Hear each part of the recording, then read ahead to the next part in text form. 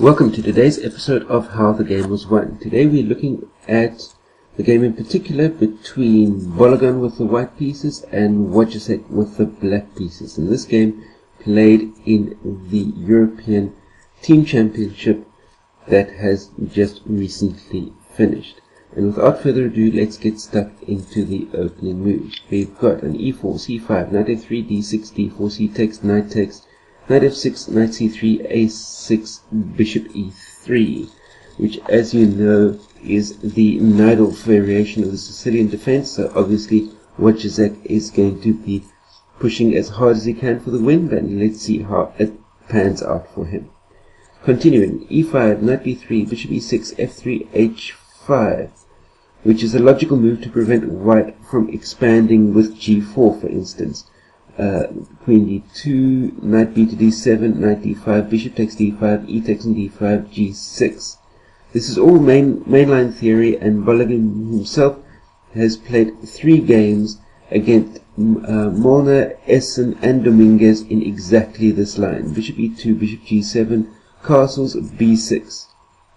And obviously b6 is played with the intention of preventing white from going knight a5 and getting himself into c6 via the a5 square. If you look here quickly, for instance, a5 would allow the knight to come into c6, and the knight on c6 would obviously be supported by the white pawn on d5, and that would give white a very comfortable knight outpost from which to launch his attack. Game continuing with c4, castles, rook ac1, knight h7, bishop d3, f5, bishop b1, rook c8, king h1, a5, a4, knight c5, knight takes and c5, b takes and c5. And you can see here that white has a very comfortable position with his 2 bishops, and sooner or later he'll have to make a breakthrough on the king's side with something along the lines of g4 to open up more space for his bishops to be able to attack through into the black kingside position. If you look at the position of the bishops here, you've got the white square bishop controlling that diagonal, you've got the black square bishop controlling the neighboring diagonal, and what's more, you've got the black square bishop supported by the queen as well. And without forgetting that the queen is at the same time attacking the a5 pawn, which is effectively tying the black queen down onto the defensive role of that a5 pawn, because should the a5 pawn fall, then there'll be effectively nothing from stopping that marauding pass pawn from going all the way up to the top of the board. And here white played g4 immediately, and it's unclear whether or not this is a premature decision or not. Maybe some preparation before the breaking out would have been better. Black continues h4, h takes, f takes, and then e4. For instance, instead of e4, black could have, for instance, played f4 with bishop f2, queen g5, rook g1, queen h6, and black should be fairly okay in this position. But after the dubious e4, white gets to go g takes, rook g1, king h8, rook takes on g7. And such sacrifices are as natural as a baby's smile for a player like Bologan. I mean, because all that sacrifice is doing is it is opening up brilliant lines of attack for Victor to go and maraud his way through, because obviously you've still got your queen bishop diagonal happening down here. You've now got the chance of a rook swinging across onto g1 to make another attacking sortie down into the direction of g7. It's all looking really strong for white, and sacrificing the rook on g7 is okay because black's rook sitting on c8 is a million miles away from conducting any sort of real defense.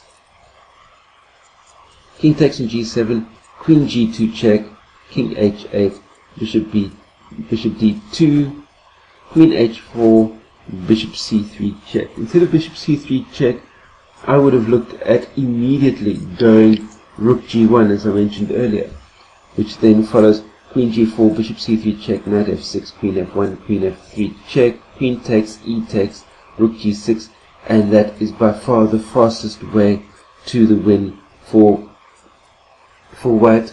If you look here, that knight is pinned back against the king. The king can't really go anywhere because you've got the rook covering these squares, and you've got the long range white square bishop covering the diagonal down onto the king's other escape square. So it's looking all very, very, very bad for black. However, the game continued with bishop c3 check, knight f6, rook f1, again queen g6, rook c7, rook g1 would have been a better bet.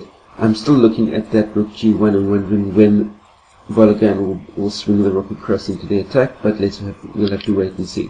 Rook f1 was played, rook c to e8, rook takes an f5, e3, queen f3, rook e5 was what Wojtaszek played instead of, for instance, e2, rook h5, king g8, rook takes an h4. It's still incredibly strong for white, but slightly better than the line that was played. Bishop takes an e5, d takes an e5, queen takes on e3. And at the moment you can see that white is clearly 2 pawns up, and the black king is completely exposed to white's attack. Knight g4, rook takes on f8, king g7, queen e2, king takes on f8, bishop f5, and knight takes on h2. And here Wojtaszek sacrifices his knight for the h2 pawn in the hope of getting a perpetual check, but it doesn't exist. For instance, instead of playing knight takes on h2, you could have played knight f2, king g2, but then it would still be way strong for white. But he was hoping for perpetual, but none happened at all, because after queen takes an h2, queen e1 check, king g2, queen d2 check, king h1, queen e1 check, queen g1, queen h4 check, king g2, queen g5 check, king f1, queen c1 check, king f2, queen d2 check, king f3, queen f4 check, king e2, queen takes on c4 with check, and bishop d3, and suddenly the perpetual that Wojtaszek was hoping for disappears completely. For instance, instead of playing queen takes on c4 check, if you played queen takes f5, queen f2 would have been played obviously by Bologan, which would have been a nice neat little pin of the black queen against the king, and the queen would then fall on the next move. So obviously that couldn't be played. So after queen takes on c4 check, the perpetuals disappear. Bishop d3 played by white, queen takes on d5, and queen g4. And with this position,